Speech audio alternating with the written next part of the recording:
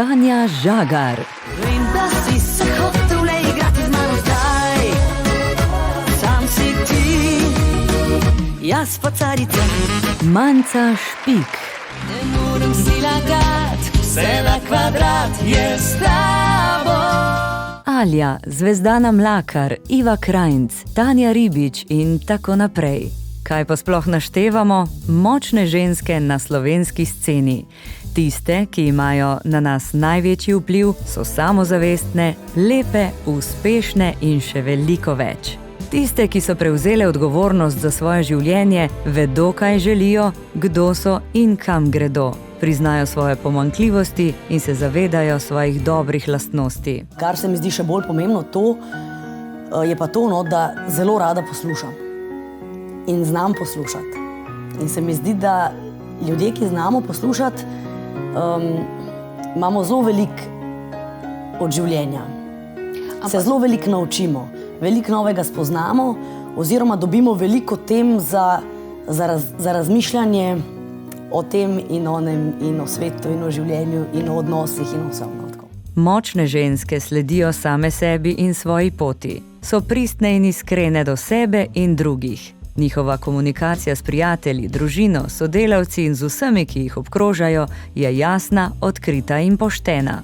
Ženske ali ženska, ki jo opisujemo, je našla stik s seboj, živi tukaj in zdaj in to s strastjo tudi pokaže. V bistvu sem res uspela biti tukaj in zdaj. V preteklosti tega res nisem znala.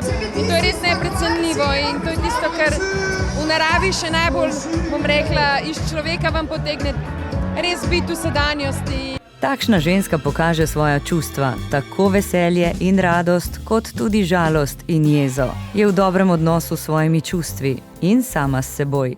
Je strastna, samozavestna, spoštljiva, prizna svoje napake in se za njih tudi opraviči, če je to potrebno. Je lepa navznoter in navzven, predvsem zaradi ljubezni do sebe. Jaz sem se zaljubila sama vase. Žalostno pa je, da se mora velikokrat takšna močna ženska za to, kar je, opravičevati, češ da je preveč drugačna, da se je moški bojijo, da je ženske ne marajo. A pretvarjanje ni na njenem seznamu za življenje, zato tega ne sprejme in živi svoje življenje tako, kot sama hoče. Samo tvoja sem bila, zdaj uživa tebi pa dogaja, ki za več ne dam ti svojega srca. Ti pa rad bi, da se ti zgodi. O feminizmu se govori že zelo dolgo. Imamo takšne, ki so strastni privrženci, pa tudi takšne, ki to niso. Feminizem pa je sicer socialno gibanje, ki se v prvi vrsti osredotoča na zmanjšanje in izenačevanje enakosti med spoloma in promoviranja pravic, interesov in zadev ženski v družbi. Osredotoča se na zadeve, kot so načrtovanje družine, nasilje nad ženskami, porodniški dopust in ostalo, kar zadeva ženske in njihove težave v družbi. Nekaj, kar se še vedno premalo spoštuje, premalo o tem meni, pa imam pa doma dve ženski, tako da jaz to kar sem napadan s tem. Če pa končamo na bolj zabaven način, Domna Hrena smo pohecali in mu zastavili zanimivo vprašanje. Kaj bi bila prva stvar, ki bi jo naredil zjutraj, če bi se zbudil v ženskem telesu? Je verjetno mogel iti najprej na WC, ne?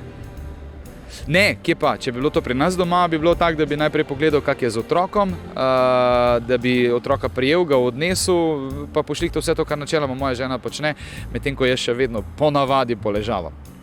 Ne, se kafe pa jaz ponavadi skuham. Ja, to pa znam.